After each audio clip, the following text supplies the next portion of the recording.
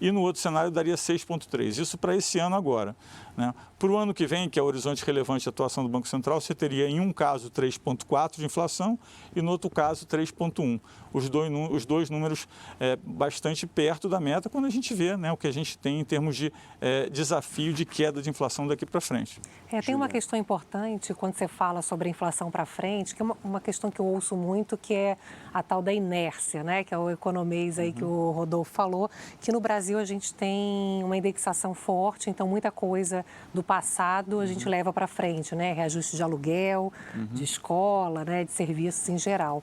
E as projeções que eu tenho acompanhado para o ano que vem estão acima da meta ali da projeção do Banco Central, está ali mais para perto dos 4%. Como é que o senhor vê essa questão da transmissão, né, dessa inflação desse ano, que é muito pesada, e o quanto que vocês conseguem impedir que ela extrapole para o ano de 2023? Só para quem está nos ouvindo, a inércia é o efeito que a inflação no período ou no período imediato tem no período seguinte, como que isso se propaga. Então, esse é um tema muito discutido em economia. Existia uma percepção de que a inércia tinha aumentado. Nós fazemos os exercícios que é possível fazer com os números disponíveis e a inércia não aumentou. Então, quando a gente olha em termos de inércia em si, não aumentou. Agora, a inércia é um coeficiente. Então, a inércia em si não aumenta, mas se eu tenho o mesmo coeficiente com uma inflação mais alta, o que eu passo para o outro período é uma inflação mais alta também.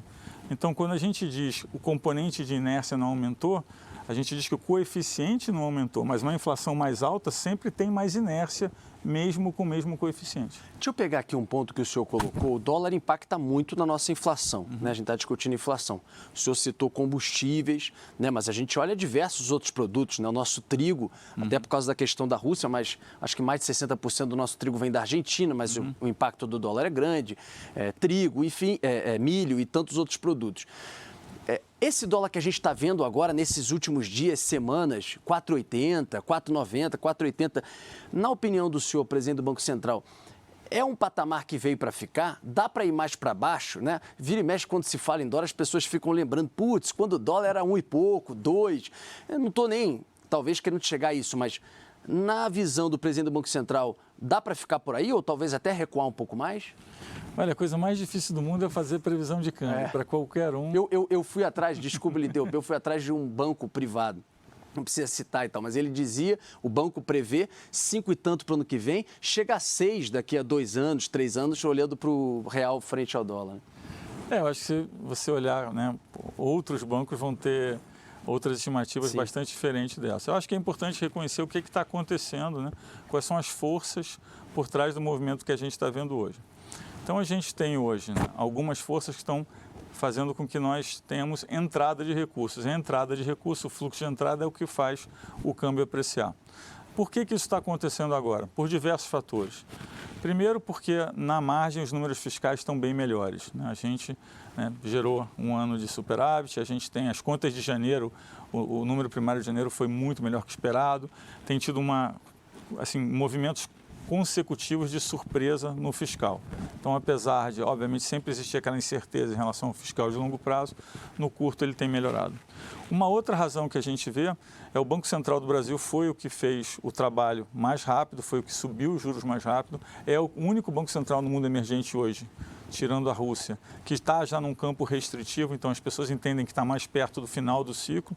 Isso também tem gerado credibilidade e tem ajudado na entrada de recursos. Tanto é que nesse período a curva de juros longa, que é o que, né, que basicamente mostra para você o risco da política à frente, ela caiu, ou seja, melhorou.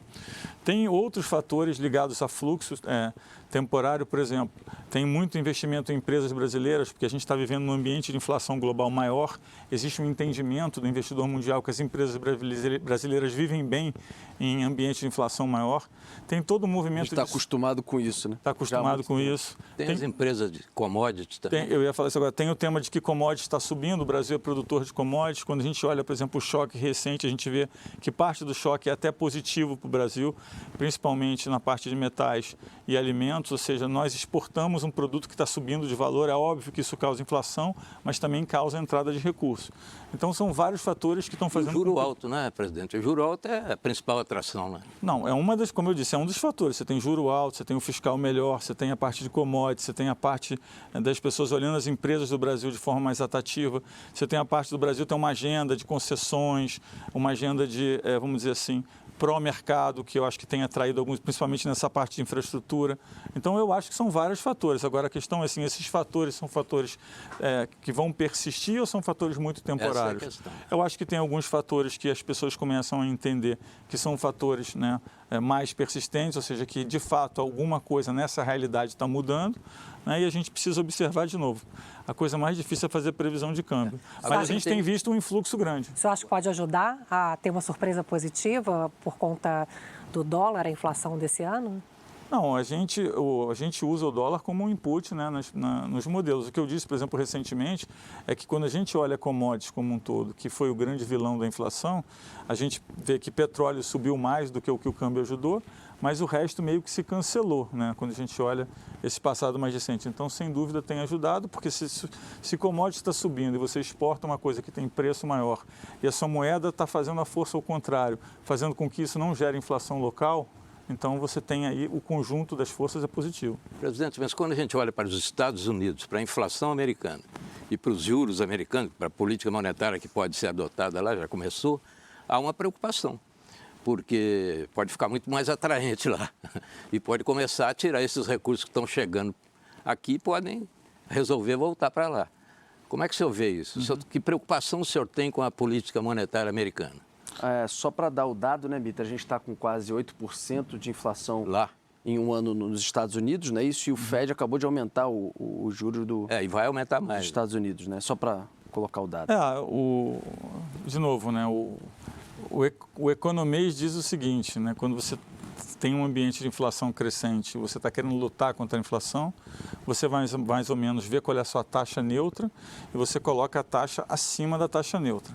Quando a gente analisa o caso dos Estados Unidos em específico, e agora tem um questionamento se eles vão acelerar as altas de juros ou não, né, ou seja, se eles vão passar de 0,25 para 0,50 ou não, né, hoje os mercados estão meio divididos nessa tese, mas vamos imaginar que a gente entenda que o que está hoje nas curvas, precificado nas curvas, é o que vai ser feito.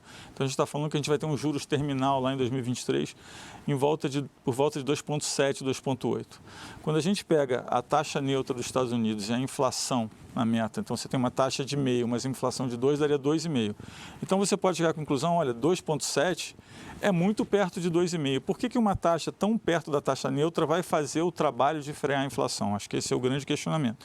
E se a resposta para essa pergunta é, olha, eu não acredito que essa taxa é suficiente para frear a inflação americana, eu preciso de uma taxa como 3, 3,5, 4, aí sim você começa a ter, dependendo da forma como isso vai ser feito, você começa a ter um problema que pode gerar de novo uma saída de recursos no mundo emergente, né, se houver esse entendimento. Se bem que aqui, se tiver com a taxa de 12%, 12,75% e uma inflação de 7%, como o senhor disse, num certo momento tem uma margem aí positiva, né? O diferencial de juros, que é o que as pessoas olham, ainda está, né, bastante favorável nesse sentido ao Brasil, mas os Estados Unidos, né, subindo os juros de uma forma, vamos dizer assim, inesperada, né, ou seja, diferente das expectativas, para um patamar mais alto, sempre causa turbulência no mundo emergente. A gente até entende que dessa vez é um pouco diferente, tem alguns ingredientes, se a gente se aprofundar mais, alguns ingredientes diferentes, mas isso com certeza a gente veria aí uma movimentação de mercado. De qualquer jeito, podemos considerar que esse dólar do jeito que está é meio precário, né? Há uma tendência a voltar à velha história. Não, o dólar tem várias outras forças atuando, né? A gente tem um tema que é um tema da guerra, que hoje existe um questionamento se o dólar vai continuar sendo a moeda forte do jeito que era, se o mundo vai se dividir, como é que essa divisão... Tem várias outras forças atuando no dólar. No curto prazo, o que a gente consegue ver claramente é que hoje o mercado entende que os Estados Unidos precisa subir os juros, tem uma dúvida em relação a qual é a aceleração dessa subida, tem alguma dúvida em relação a qual é a taxa final, e se os Estados Unidos, em algum momento, fizer uma subida de juros, um movimento muito acima da expectativa, sim, pode gerar aí um movimento no mundo emergente em termos de saída de recursos. Presidente, A gente não acha que é o mais provável. deixa eu fazer aqui um pouco o papel do leigo, me colocar também no lugar de quem está do outro lado. A gente pega, por exemplo, os Estados Unidos, 8% de inflação, aí vai para os juros 0,25, 0,05. Aí a gente olha para o Brasil, a gente está com inflação. E no outro cenário daria 6,3. Isso para esse ano agora. Né? Para o ano que vem, que é o horizonte relevante de atuação do Banco Central, você teria em um caso 3,4 de inflação e no outro caso 3,1. Os dois números bastante perto da meta quando a gente vê, né, o que a gente tem em termos de desafio de queda de inflação daqui para frente. Tem uma questão importante quando você fala sobre a inflação para frente, que é uma questão que eu ouço muito, que é a tal da inércia, né? Que é o economês aí que o Rodolfo falou, que no Brasil a gente tem uma indexação forte, então muita coisa do passado a gente leva para frente, né? Reajuste de aluguel, de escola, né? De serviços em geral. E as projeções que eu tenho acompanhado para o ano que vem estão acima da meta ali da projeção do Banco Central, está ali mais para perto dos 4%. Como é que o senhor vê essa questão da transmissão, né, dessa inflação desse ano, que é muito pesada, e o quanto que vocês conseguem impedir que ela extrapole para o ano de 2023? Só para quem está nos ouvindo, a inércia é o efeito que a inflação no período ou no período imediato tem no período seguinte, como que isso se propaga. Então, esse é um tema muito discutido em economia. Existia uma percepção de que a inércia tinha aumentado. Nós fazemos os exercícios que é possível fazer com os números disponíveis e a inércia não aumentou. Então, quando a gente olha em termos de inércia em si, não aumentou. Agora, a inércia é um coeficiente. Então, a inércia em si não aumenta, mas se eu tenho o mesmo coeficiente com uma inflação mais alta, o que eu passo para o outro período é uma inflação mais alta também. Então, quando a gente diz o componente de inércia não aumentou, a gente diz que o coeficiente não aumentou, mas uma inflação mais alta sempre tem mais inércia, mesmo com o mesmo coeficiente. Deixa eu pegar aqui um ponto que o senhor colocou. O dólar impacta muito na nossa inflação, né? A gente está discutindo inflação. O senhor citou combustíveis, né? Mas a gente olha diversos outros produtos, né? O nosso trigo, até por causa da questão da Rússia, mas acho que mais de 60% do nosso trigo vem da Argentina, mas o impacto do dólar é grande. Trigo, enfim, milho e tantos outros produtos. Esse dólar que a gente está vendo agora, nesses últimos dias, semanas, 4,80, 4,90, 4,80, na opinião do senhor, presidente do Banco Central, é um patamar que veio para ficar? Dá para ir mais para baixo, né? Vira e mexe, quando se fala em dólar, as pessoas ficam lembrando, putz, quando o dólar era 1 e pouco, 2, eu não estou nem, talvez, querendo chegar a isso, mas na visão do presidente do Banco Central, dá para ficar por aí ou talvez até recuar um pouco mais? Olha, a coisa mais difícil do mundo é fazer previsão de câmbio, para qualquer um. Eu fui atrás, desculpa, Lideu, eu fui atrás de um banco privado, não precisa citar e tal, mas ele dizia, o banco prevê 5 e tanto para o ano que vem, chega a 6 daqui a 2 anos, 3 anos, olhando para o real frente ao dólar. Eu acho que se você olhar, né, outros bancos vão ter outras estimativas bastante diferentes dessa. Eu acho que é importante reconhecer o que está acontecendo, né, quais são as forças por trás do movimento que a gente está vendo hoje. Então, a gente tem hoje, né, algumas forças que estão fazendo com que nós tenhamos entrada de recursos. A entrada de recursos, o fluxo de entrada é o que faz o câmbio apreciar. Por que isso está acontecendo agora? Por diversos fatores. Primeiro, porque na margem os números fiscais estão bem melhores, né? A gente, né, gerou um ano de superávit, a gente tem as contas de janeiro, o número primário de janeiro foi muito melhor que esperado, tem tido movimentos consecutivos de surpresa no fiscal. Então, apesar de, obviamente, sempre existir aquela incerteza em relação ao fiscal de longo prazo, no curto ele tem melhorado. Uma outra razão que a gente vê